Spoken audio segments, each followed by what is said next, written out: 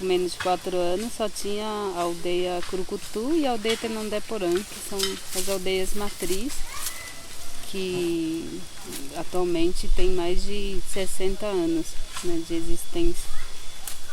E a aldeia Gurapaju e Brilho do Sol são aldeias novas que para a gente Guaranimbá, para o nosso povo ainda ela está no mesmo território, mas pela questão geográfica, pela divisão de espaço territorial, essas duas aldeias já estão dentro de um pedacinho de São Bernardo. E aí depois dessas duas aldeias, então vem a Curucutu, que é uma das matrizes. Daí depois tem a Calipetã, que é aqui. Depois tem o Tenonde-Porã. Curaninheiro!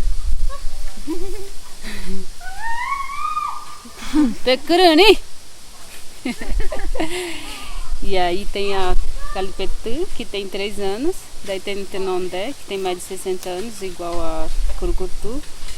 E aí depois tem Urenchancã, que está no Marcilac, no território do Marcilac. E aí, contando com essas duas de São Bernardo, então a gente tem 6 aldeias do povo Guaranimbá aqui na região. E aí, por uma concepção cultural de conhecimento espacial, para a gente Guaranimbá, nem Argentina nem Paraguai é outro território. Daí os nossos anciões, a nossa história conta que antes da invasão do europeu, esses territórios eram o único território. Daí isso é muito sentido por nós até hoje, quando a gente vai para a Argentina ou para o Paraguai, quando a gente encontra o nosso povo, a gente se sente no mesmo espaço de fato. A língua é a mesma, a concepção, cosmologia, enfim, o modo de fazer as coisas, a alimentação, tudo de fato é igual, assim. E aí então depois que esse território foi invadido pelos Juruá, né, pelos não indígenas, é que teve todas essas separações, né? E aí então se a gente não separa nem Paraguai nem Argentina, imagina São Bernardo. A abertura de uma sala de aula do estado, ela ainda não aconteceu nem na Gurapaju, nem no Brilho do Sol, por conta de que essas duas aldeias que se formaram antes mesmo dessa aldeia Calipetã, então elas têm quase 5 anos, mas até hoje não teve abertura da sala de aula, porque a SU3, que está dentro do município de São Paulo, diz que não é responsabilidade deles, que é uma demanda que tem que vir de São Bernardo, da Secretaria de Educação de São Bernardo. Daí quando vai para São Bernardo, o pessoal fala, a gente não tem experiência com a educação indígena. E aí então quem tem já é que tem que fazer. Daí ficam jogando um pro outro. Mas enfim, daí resumindo, a gente tem então 6 aldeias na região, que são aldeias que estão sendo que tem moradores, que em sua maioria é dessas duas aldeias centrais mesmo, aqui de Parelheiros, que é do Curucutu e da Tenondé, exceto o Urenchancã, que está na aldeia do Marcilac, e aí perto ali da cachoeira de Marcilac. Daí as famílias que hoje estão morando lá, a maioria é da aldeia de Jaraguá. A aldeia Urenchancã, eu acho que está mais povoada do que o Calipetã aqui. Mas enfim, a gente está tendo uma dinâmica de ter bastante contato um com o outro. As aldeias, né? De fazer intercâmbio, de ir fazer trabalhos coletivos para recuperação do solo degradado, para fazer plantio de frutas e árvores nativas, para colocar sementes tradicionais na terra, para as crianças verem crescer, colher, comer e aí resgatar todos os princípios da culinária guarani, da parte espiritual em relação à consagração dos alimentos. E aí a gente está tendo uma boa parceria, assim. E aí a Urenchancã, Calipetã, Brilho do Sol, Gurapaju, essas 4 novas aldeias, a gente tem uma realidade hoje de ter a portaria declaratória, que é o segundo passo depois do reconhecimento da FUNAI, de que o território é o território indígena. E aí tem a portaria declaratória. A gente recebeu em maio do ano passado pelo Eugênio Aragão, que foi colocado pela Dilma rapidamente. E aí, só que agora a gente está nessa situação de estar bastante apreensivo, né? Porque está rolando aí uma informação de que o Temer fez um documento para um decreto que tem 30 artigos, eu acho, e vários desses artigos implicam na possibilidade da gente perder a portaria declaratória. E aí é um decreto que vai contra, tipo, a ganhos, a conquista, assim, dos povos indígenas do Brasil como um todo, de muita longa data, assim, tudo que a gente conseguiu até hoje, assim, tudo que os nossos parentes que já lutaram muito, que já morreram e tal, tudo isso pode ir por terra se esse decreto de fato vigorar, assim.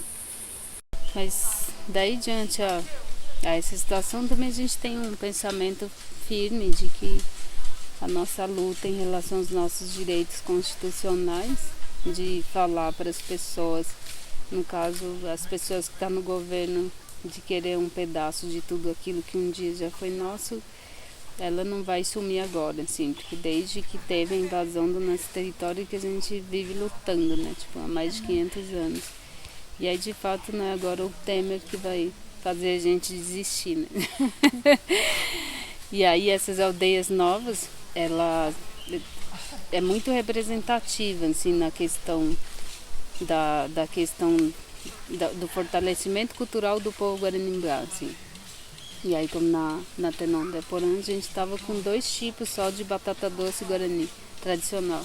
Em 3 anos, aqui no Calipetu, a gente já recuperou mais de 20 tipos.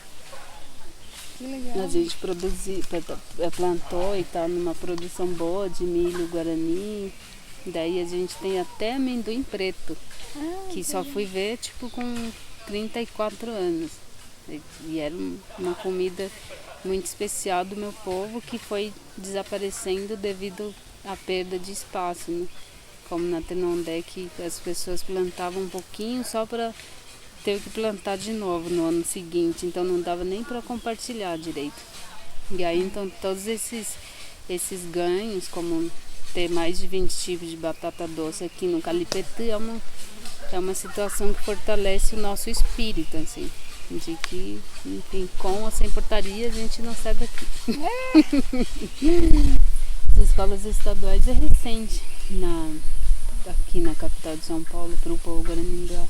Ela deu início oficialmente em 96, 97. Isso depois de uma grande luta mesmo. Porque antes as aldeias da capital de São Paulo, nem a FUNAI, que tinha uma sede lá no Bauru, reconhecia, ou queria reconhecer que tinha aldeias Guarani em São Paulo. E aí ela é bem recente, assim. E aí pela legislação, de fato, o Estado é o que tem como responsabilidade maior lidar com essa questão da educação diferenciada indígena. Que aí a escola tem que dar conta de uma forma bilíngue, assim. Tem que ensinar o Juruá e o português. O Juruá é o não indígena. E aí tem que também desenvolver aprendizado no seu modo de ser, assim, que a gente fala em Anderecó. Mas enfim, ela é recente e eu diria que tem muita coisa para fazer para ela de fato se tornar um ponto de bem, assim, na aldeia. Porque por hora a gente está num trabalho de construir o PPP, de construir o currículo, porque ela se torna cada vez mais um ponto estranho, assim, na aldeia, que ameaça alguns desenvolvimentos, assim, do aspecto cultural do povo guarani. Ela vai se tornando algo comum, como é na cultura de Juruá, assim. Você tem que ir para a escola para ser alguém na vida. Significa que se você não for para a escola, você não é nada. E isso fere drasticamente a nossa cultura, porque para mim, o que eu falo para os mais velhos é que eu trocaria em 2 palitos, como Juruá fala, tudo que eu sei ler, escrever, o pouquinho que eu sei, pela sabedoria dos mais velhos, de curar doenças graves de um dia para outro, de saber se comportar com a natureza, de ser equilibrado mentalmente, espiritualmente. Tudo isso não se aprende na escola. De fato, essas pessoas não foram para a escola, mas são muito importantes e dá de mil a zero e muitos que acham que sabe de alguma coisa porque foi para a escola.